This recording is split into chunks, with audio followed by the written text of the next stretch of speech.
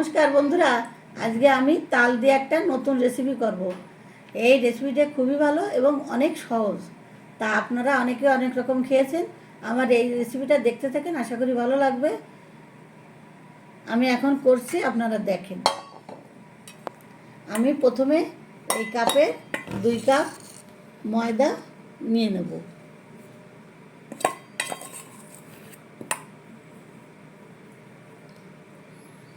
দুই কাপ ময়দা নিয়ে নেব আর 1 কাপ সুজি নিয়ে নেব।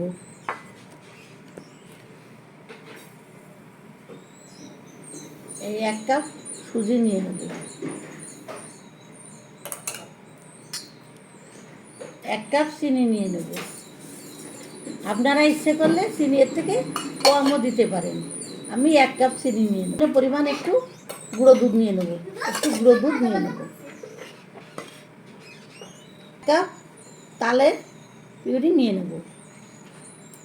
এইটা দিয়ে এখন এইটা আমি হাত দিয়ে ভালো করে মেখে নেব।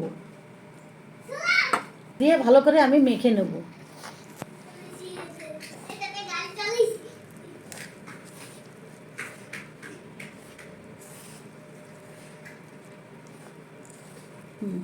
এর ভিতর আমি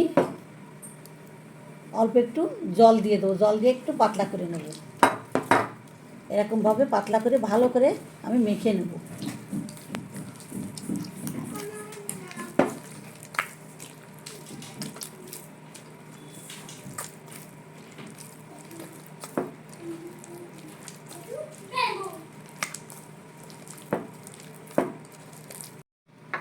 দেখেন, এইটা আমি ভালো করে খুব ভালো করে মেখে নিতে হবে। আমি সব দিয়ে এইগুলো সব একসাথে মিক্সড করে ভালো করে মেখে নিলাম। খুব ভালো করে মেখে নিলাম। এই মাখাটাও খুব গুরুত্বপূর্ণ। ভালো মাখা না হলে না, ভালো হয় না। আমি এই ভালো করে মেখে নিলাম। এখন এরে আমি একটু লবণ দিয়ে দেবো। এই লবণটুকু দিয়ে দেবো, রেস্ট দেবো। ভালো করে মেখে নিলাম। এই মেখে নেওয়ার পরে আমি 30 মিনিট আমি এটা ঢেকে রেখে দেবো। এইভাবে এটা ভিজে যাবে, ভালো ফুলে যাবে। তারপরে আমি আবার দেখাবো। এই যে এখন ঢেকে রেখে দেবো 30 মিনিটের জন্য, রেস্টে রাখবো। এই যে 30 মিনিট পরে আবার ফিরে এলাম। দেখেন ফুলে কত বড় হয়ে গেছে এটা মাখাটা। এখন আবার একটু হাত দিয়ে মেখে নিয়ে তারপর আমি উনুনের ভিতর দেবো। এরকমভাবে আবার একটু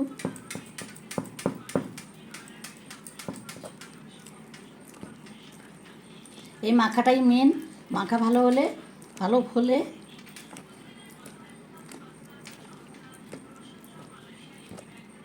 ভাজার জন্য কড়াইতে আমি তেল দিয়ে দিলাম। একটু বেশি করে তেল দিতে হবে, তা নাহলে ভাজাটা ভালো হবে না।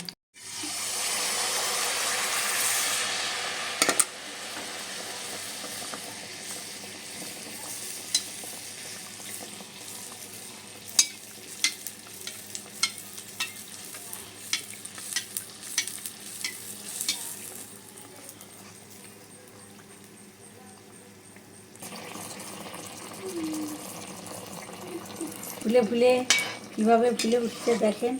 এই ভাজাটা আমার, এই তেলের ভাজাটা প্রায় শেষে।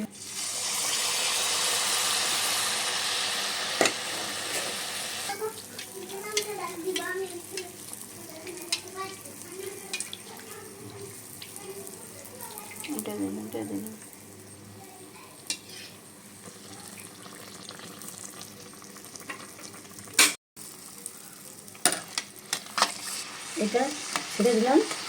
দেখেন ফুলে কত বড় হয়েছে।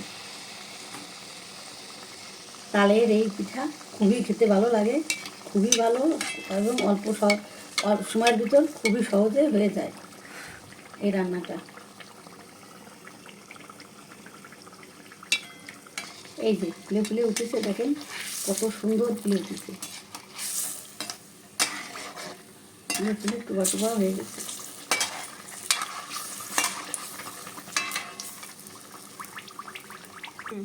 এই যে এটা হয়ে গেছে।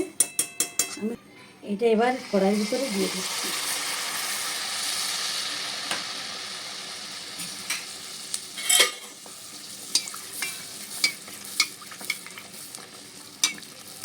এটা এই আস্তে আস্তে ফুলে উঠবে।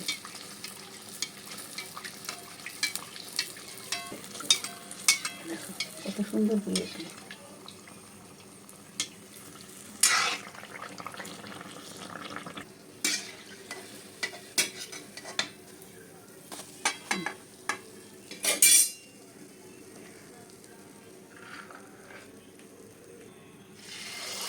এই যে এটা দিয়ে দিলাম।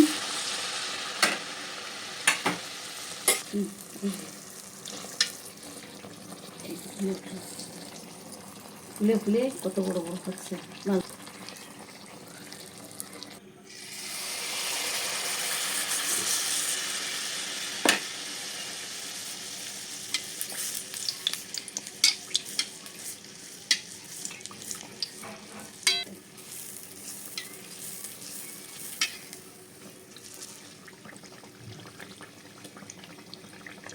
কত সুন্দর ফুলে ফুলে উঠছে দেখেন।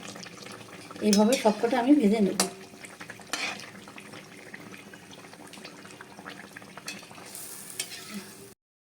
দেখেন আমি কত তাড়াতাড়ি এই ভাজাটা করে নিয়ে আসলাম। তাল পিঠা। এই তাল পিঠার যে এই যে ভাজাটা, এটা আমি তাড়াতাড়ি করে নিয়ে আসলাম। খুব সহজে হয়ে যায়, এটা বেশি কঠিন কাজ না, রান্নাটাও সহজ। দেখেন ফুলে কত বড় বড় হয়ে গেছে, সব একদম নরম তুলতুল করছে। দেখেন খুব নরম পিঠা, খেতেও খুব ভালো। আপনারা এইভাবে বাড়িতে বানিয়ে খেয়ে দেখবেন। আশা করি রেসিপিটা ভালো লাগবে। ভালো লাগলে কমেন্টস করে জানাবেন। আজ এই পর্যন্তই, পরবর্তী রেসিপি নিয়ে আবার দেখা হবে। ভালো থাকেন, সুস্থ থাকেন।